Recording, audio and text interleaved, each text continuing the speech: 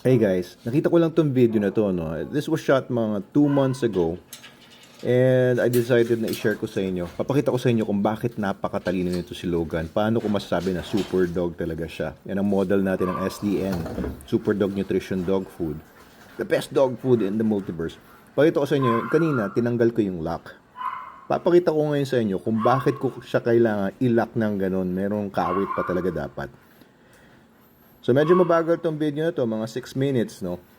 Pero hindi ko i-edit ito It's para okay, makita Logan. nyo talaga yung It's full okay. Come on. unedited video. Lagyan ko lang ng It's okay. konting voice Let's go. over.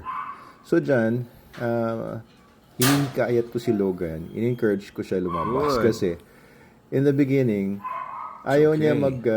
magpakita ng gilas. Kasi alam niya, ayaw kong lumalabas siya Let's go. on his Come on. own. Come on. Ayaw ko Come here, na Logan. gumagawa siya ng mga ganyang mga diskarte. Kaya sinasabi ko, Come on. come on, Logan. Pero Come on, Logan. gusto ko Come lang here, kasi Logan. ma-expedite, mapabilis yung pagpapakita niya ng gilas diyan.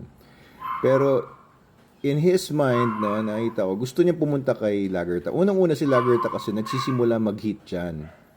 So, syempre, pagka mga male dogs, gagawin nila lahat talaga para, alam niyo yun, maabot niya yung female dog na in heat.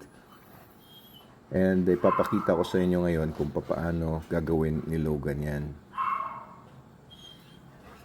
Ayan, nag-iisip siya ng diskarte, pero alam niya, nandyan ako, nanonood, nagvi-video, tinitignan niya ako ng tinitignan, no? May ilaw yung mata niya. By the way, yung ilaw sa mata, that is just a reflection of the light. Dahil sa kanilang tapetum lucidum sa likod ng retina nila, nagre-reflect yung light. Kaya malakas po yung night vision ng mga aso. Ito, ginawa ko dyan. Nagtago ako sa likod ng mga halaman. Yan. Hihintay lang tayo dyan. Nagtago ako sa likod ng mga halaman. Naririnig ko, nag-iisip na si Logan. Medyo frustrated na siya. And naisip niya siguro, wala na ako sa harapan niya. Baka hindi ko na rin siya pinapanood. So yan na, makikita niyo, gagawa na siya ng paraan dyan. Ayan, medyo zoom in doon sa lock. Nabuksan na niya yung lock. At yan, tinutulak na niya yung pinto ng stainless steel cage niya. Medyo hindi ganun ka-fluid yung pag-open yan. Kasi medyo mahirap buksan talaga yung cage na yan. Sadya naman yan para yung mga aso hindi basta-basta makawala kapag ka nagsuswing ng easily yung mga pinto. Ayan, palabas na siya. Yun, di ba? So, naaalis niya ng kamay niya o ng paa niya sa harapan yung lock. At ito naman yung next phase. Nakalabas na siya. Paano siya makakapunta sa kulungan ni Lagertha samantalang nakalock din yan. Wala siyang padlock or wala siyang kawit, pero ayan, nakalock yung pintuan yan. Ayan, kita nyo, nakaipit siya doon sa parang saksakan ng padlock doon. Nakalock talaga yan. Medyo nagpakita na ako kay Logan dyan, kaya medyo nag-aatubili rin siya. Pero sa isip niya, ito na malapit na siya . So, medyo hindi ganun yung pagtitimpi niya kagaya ng una. Kaya paikot-ikot siya.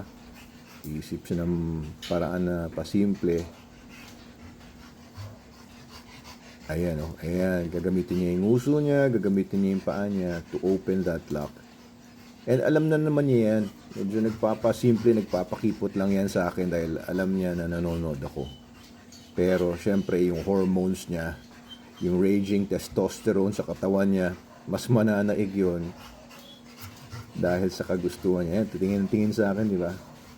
Sa kagustuhan niya na makapasok doon. Pero since parang 2 days pa lang nag-heat si Lagertha dyan, hindi pa naman ovulating si Lagertha. Hindi naman siya magpapasampa kay Logan. Pero naaamoy na ni Logan yan. Ayan, tingin sa akin. Tapos bubuksan niya. Ayan, Ayan, ginagamit niya yung paa niya, ginagamit niya yung uso niya.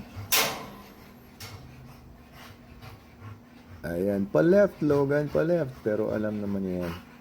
Nagagawa na niya yan kasi before. Pag may mga aso talaga kaming in heat, tapos nandyan sa cage na yan, binubuksan niya talaga, kaya siya may lock doon sa cage niya. Ayan na. Ayan. Sobrang talino yan. Siyempre, naka SDN 42 yan. SDN, the best dog food in the multiverse. Si Lagerta nga pala, ay apo niya sa tuhod. Kaya hindi ko naman sila i-breed o balak i-breed. Pero sinusubukan ko lang kung anong gagawin ni Logan sa video nito. Ayan, no? So, si Logan, 10 years old na siya. Hindi ko nga alam kung makakabuntis pa ito si Logan dahil sa edad niya. Senior dog na talaga siya. So, he's 10 years old. Since 1 year old siya, naka-SDN na siya. Wala akong pinapakain sa kanya kahit ano pa man or kahit anong supplements, kundi SDN lang. Ayun na, nabuksan niya, di ba, guys? Ganyan lang yan. So, unti-unti na yan. Medyo matigas din yung pinto niya. Hindi rin basta-basta nagsuswing open. Ayan, tinutulak niya ng katawan niya pabukas. Medyo mahigpit yung pinto. Ayan. Ayan. So, bata ko sa inyo. Kaya masasabi natin, si Logan ay isang Belgian Malinois na super dog. So, ayan, nakapasok na siya. Ayos, di ba?